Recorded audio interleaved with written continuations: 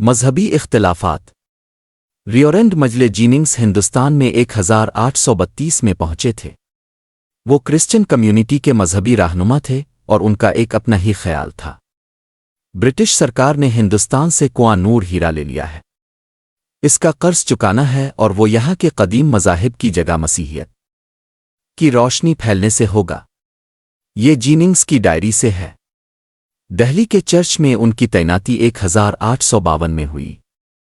Jennings ایک مذہبی جنونی تھے جو خود اپنے ہم مذہب لوگوں کی اکثریت میں بھی زیادہ پسند نہیں کیے جاتے تھے، لیکن 1850 کی دہائی میں انڈیا میں کرسچن مذہبی حلقوں میں ایسے لوگوں کی تعداد میں اضافہ ہو رہا تھا۔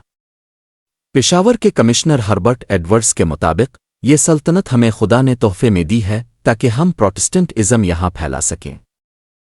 فتح پور میں ڈسٹرکٹ جج نے 10 کمانڈمنٹ کا ترجمہ فارسی، اردو، ہندی اور انگریزی میں کر کے مختلف مقامات پر لگوا دیا تھا اور ہندوستانی زبان میں مقامی لوگوں کو اکٹھا کر کے بائبل سنایا کرتے تھے۔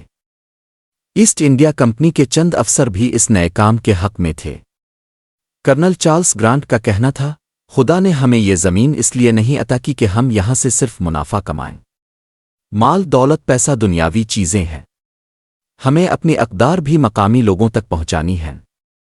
اس نئے اود آنے والے مذہبی جذبے کے ایک سپورٹر کلکتہ کے بشپ ریجینالڈ ہیبر تھے۔ ہیبر کی اردو میں لکھی گئی حمدیں آج بھی چرچ میں پڑھی جاتی ہے۔ انگریزوں کی آمد سے لے کر 19ویں صدی کے اغسطس تک مسلمان علماء کا انگریزوں سے رویہ دوستانہ رہا۔ اس کی ایک وجہ یہ تھی کہ مسلمان علماء مرہٹہ حکومت کے مقابلے میں برٹش راج کو ترجیح دیتے تھے اور انگریزوں کی آمد کے وقت مرہٹے ہندوستان کی سب سے بڑی پاور تھے۔ مسلمانوں نے کمپنی کی ملازمت اختیار کی جس میں قانون دان، منشی، ورکر اور استاد کے پیشے بھی تھے۔ جب انگریز پہلی بار دہلی آئے تو یہ مقامی لوگوں کے لیے ایک انوکھی چیز تھے۔ ایک بات مشہور ہوئی کہ یہ سیلون کی خواتین اور بندروں کے ملاپ سے ہے۔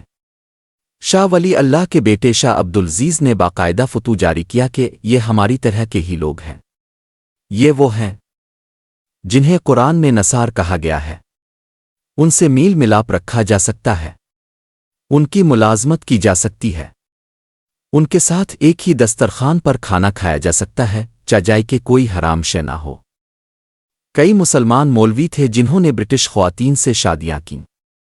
دہلی کے کئی حلقوں میں مسیحیت میں انٹلیکچول دلچسپی بھی رہی۔ 1807 میں جب مغل دربار میں نیو ٹیسٹیمنٹ کا عربی ترجمہ پیش کیا گیا تو نہ صرف اسے شکریہ سے قبول کیا گیا بلکہ مزید کی فرمائش بھی ہوئی۔ کئی مسلمان علماء کے ذاتی تعلقات اور دوستیاں رہیں۔ شاہ عبدالعزیز کی دہلی کے کمشنر ولیم فریزر کے ساتھ بہت دوستی تھی۔ فریزر ان سے ہفتے میں 2 بار فارسی اور عربی پڑھنے آتے تھے۔ فریزر ہندوستانی روایات سے متاثر تھے۔ شاہ عبدالعزیز انہیں شریعت کے باریک نکتے سمجھایا کرتے تھے۔ ولیم فریزر کا ایک اور شوق دہلی کے پڑھے لکھے لوگوں کی محفل میں بیٹھنا تھا، جن میں ایک مرزا غالب بھی تھے۔ فریزر نے گائے اور سور کا گوشت کھانا ترک کر دیا تھا اور مغل لباس اپنا لیا تھا۔ فریزر ایسا کرنے میں اکیلے نہیں تھے، ایسے کئی اور برطانوی تھے۔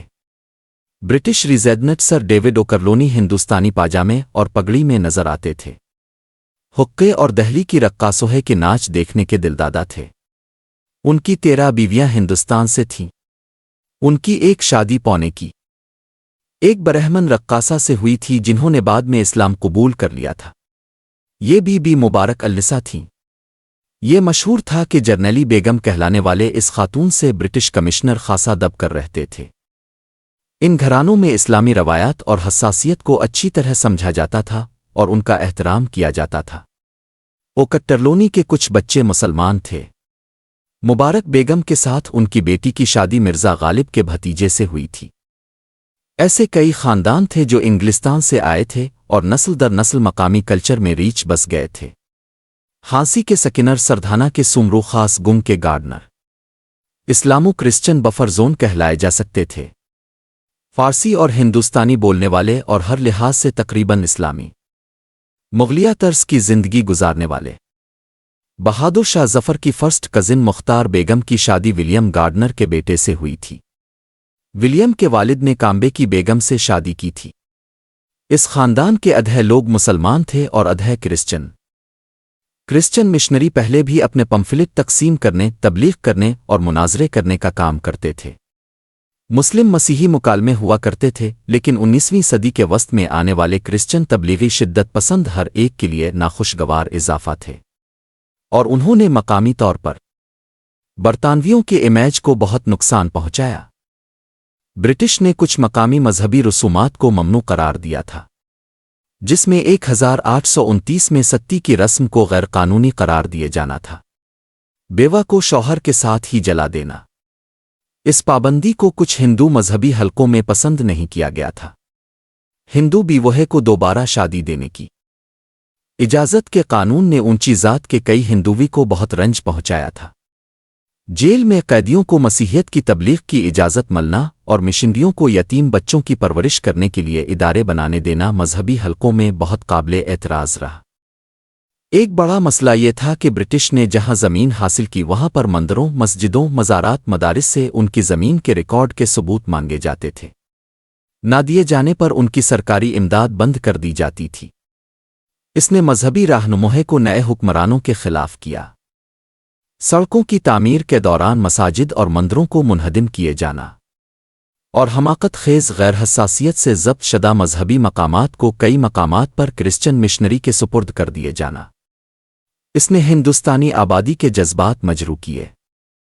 اگرچہ ہندوستان میں ان نئے آنے والوں کو خاص کامیابی نہ ملی، لیکن یہ محض اتفاق نہیں تھا کہ 19ویں صدی کے وسط میں ہی وہ ماحول بنا کہ برٹش سرکار کی طرف سے کی گئی ہر اصلاح اور نئی چیز کو شک کی نظر سے دیکھے جانے لگا، خواہ وہ کتنی ہی عامسی اور کتنی ہی ضروری کیوں نہ ہو۔